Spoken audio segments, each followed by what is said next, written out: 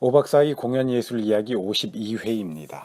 지난 회부터는 미하일 쉐프킨에 대해서 이야기를 하고 있죠. 미하일 쉐프킨은 19세기 중반의 배우로서 자기가 원래는 아무런 의미 없이 그냥 겉으로 폼만 잡는 그런 외형적 연기를 하다가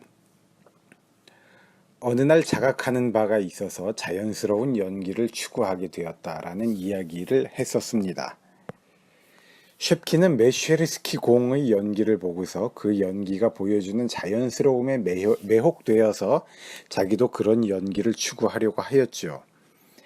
그런데 문제는 쉐프킨이 메쉐르스키의 연기 스타일을 다시 그대로 모방했다는 데에 있었습니다. 그래서 그가 무대 위에서 말하는 방식을 모방하려 했고, 그가 연기했었던 작품을 같은 작품을 연습하고, 이런 식으로 그 메쉐르스키 공의 자연스러운 연기 스타일을 배우려고 했더니 결과적으로는 잘 되지 않았다는 거죠. 꾸밈없고 자연스러운 연기를 하기 위해서는 누구를 모방한다기보다는 자기 자신이 느끼는 대로 연기하고 자기 자신의 목소리로 말을 해야 하는 것인데, 쉐프킨은 미처 그것을 깨닫지 못하고 있었던 것입니다. 그러니까 모방을 통해서는 자기 노력이 별 성과를 보이지 않게 되고 쉐프킨은 실망했습니다. 그래서 마구 노력을 하다가 어느 날 또 다시 한번 한 단계 성장하게 됩니다. 그때의 경험을 쉐프킨 자신은 이렇게 기록하고 있습니다. 우연은 이렇게 찾아왔다. 몰리에르의 남편 학교의 연습이 있었고 나는 스가나렐의 역할을 하고 있었다. 나는 오랫동안 연습을 하고 있었고 그 역에 실증이 나기 시작하고 있었던 데다가 내가 다른 일에 신경이 쓰이고 있었기 때문에 느슨한 태도로 연습을 하고 있었다. 나는 연기를 하지 않고 단순히 역이 요구하는 것을 말했고 나는 언제나 나의 대사를 완전히 외웠다. 내 보통 때의 목소리로 말했다. 그러자 어떤 일이 생겼을 것 같은가? 나는 내가 몇 마디 말을 꾸밈없이 말한 것처럼 느꼈다. 아주 꾸밈이 없어서 그 대사들을 연극이 아니라 실생활에서 말한다고 해도 똑같은 식으로 말할 것이라고 느꼈다. 이렇게 해서 쉐프킨은 마침내 일상생활을 하듯이 무대 위에서 말을 할 수 있게 되었다라고 합니다. 이것은 쉐프킨 자신의 연기를 개선하는 계기가 되었을 뿐만 아니라 교과서에 의하면, 책에 의하면 러시아 연기의 진정한 리얼리즘의 새로운 문을 열어주는 하나의 새롭고도 긍정적인 작업 방식의 탄생이었다라고 합니다.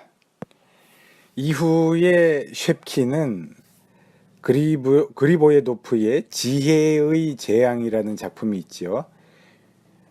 We from Wood, Woo from Wit라고 해가지고요. 우리나라에도 번역이 되어 있습니다. 지혜의 슬픔이라는 제목으로 아마 번역이 되어 있을 텐데요. 그 작품 안에 나오는 팜무소프라는 역, 그리고 고골리의 검찰관에 나오는 시장 같은 역들에서 큰 성공을 거두었습니다. 그리고 쉐프킨은 자신의 성공으로 러시아 배우들에게 하나의 모델이 되었고 러시아 연기에 큰 변화를 초래하였습니다. 헤르첸 같은 사람에 의하면 쉐프킨은 최초로 연극에서 비연극적 연기를 한 배우라고 평가되고 있습니다.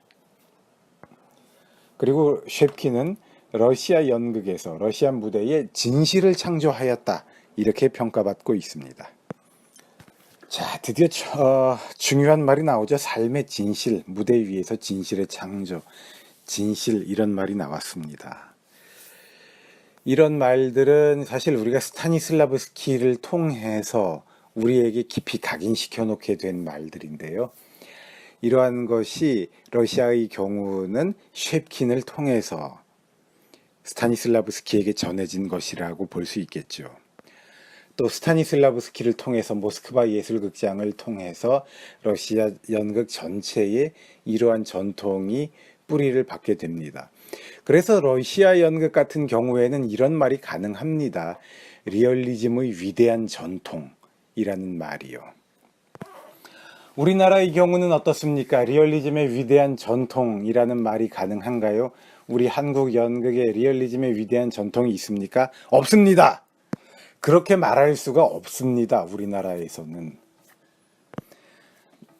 한국 근대 연극 안에 리얼리즘의 전통이 있습니까? 없습니다. 라고 충격적으로 말함으로써 저는 문제를 제기하고 싶습니다. 단국대학교의 유민영 교수님, 고려대학교의 서연호 교수님 같은 평론가들, 또 그 외의 평론가들이 7, 80년대에 주로 쓰셨던 평론들을 읽어보십시오. 그들은 한결같이 우리나라 연극에서 리얼리즘이 실현되지 못하고 있는 점에 대해서 한탄을 하고 계십니다. 조금 더 거슬러 올라가 보면은요, 이해랑 선생 같은 분들은, 사실 이해랑 선생 같은 분은 우리나라에서 리얼리즘의 대가 중 한 명 정도로 언급이 될 때도 있습니다만, 자기 스스로 뭐라고 고백을 하고 있냐 하면, 자기들은, 여기서 자기들이라는 것은 유치진 이하의 신극 일파, 이른바 극예술연구회 계열의 그 신극 종사자들을 말하는 것입니다. 자기들은 사실 리얼리즘에 신경을 쓰지 않았다. 리얼리즘이라는 사조에 대해서, 리얼리즘이라는 개념에 대해서 별로 신경을 쓰지 않았고, 오히려 자기들은 낭만주의적인 것들에 신경을 썼다, 치중했다, 이렇게 이야기를 하고 있습니다. 왜냐고요? 과장해서 또 말해보죠. 좌익들이 리얼리즘 하니까 자기네들은 오히려 반대로 리얼리즘을 멀리 하다시피 했다라고 고백을 하고 있습니다. 적어도 남한 연극에서는 리얼리즘 하고 떠들었던 적도 없고, 그래서 제대로 실천되었던 적도 없고, 리얼리즘에 신경을 쓴다고 할 때조차도 제대로 된 리얼리즘을 실현한 적이 없다고, 제대로 리얼리즘을 실현한다고 긍정적인 평가를 받았던 적이 없었던 것입니다. 리얼리즘이 이런 식으로 본다면 남한 연극에는 리얼리즘이 도래하지 않았다고까지 말할 수 있을 것 같은데요. 이런 식으로 흐름이 흘러오다가 우리는 그냥 또 바로 어떤 그 지체 현상을 겪으면서 탈근대로 넘어가고, 그냥 흐지부지 드라마의 해체, 포스트 드라마틱 시어터, 이런 개념에 주목을 하게 되죠. 오히려 북한의 연극에서는요, 사회주의적 리얼리즘 때문에 계속 리얼리즘을 추구하고 리얼리즘이 토론의 주제가 됩니다. 남한에서는 제가 좀 전에 말씀드린 것처럼 어쨌거나 논의의 모양새는, 담론의 모양새는 그렇게 흘러가지고 리얼리즘이 제대로 도래하거나 실현된 적이 없는 것처럼 이야기가 되어버렸어요. 그러면서 또 한편으로는 리얼리즘 하고 떠드는 목소리들도 있었고요. 자, 그러다 보니까 적어도 남한 연극에서는 리얼리즘의 위대한 전통이란 말을 사용하기는 쑥스럽게 되어버렸습니다. 그런데 남한의 연극과 관련해서 리얼리즘의 위대한 전통이라는 말을 사용하는 사람들이 있습니까? 없습니까? 일각에서 있지요. 제가 볼 때는 그런 말을 사용하는 사람들은 리얼리즘의 실현에 대한 염원이 워낙 강하다 보니까 그동안의 우리의 염원을 담아서 그렇게 표현한 것이 아닐까라고 생각합니다. 누구를 깎아내리기 위해서 하는 말이 아니고요. 그만큼 우리에게는 리얼리즘이 어떤 컴플렉스 비슷한 근대 연극의 이상으로서 뇌리에 자리 잡고 있는 것이 아닌가라는 생각이 들어서 이런 이야기를 꺼내게 된 것입니다. 근대 연극의 본질은 리얼리즘입니까? 모더니즘의 본질이 리얼리즘입니까? 한국 연극은요, 자기 자신의 근대성을 확보하기 위해서 자꾸 리얼리즘을 떠든 경향이 있습니다.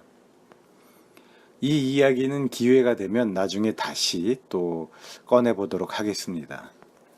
무슨 얘기를 하다가 이렇게 흘러왔냐 하면요. 러시아 연극에서 쉐프킨은 자기의 예술 안에서 이제 삶의 진실성, 단순함 이런 것들을 창조하는 연기 스타일을 실현하게 되었다.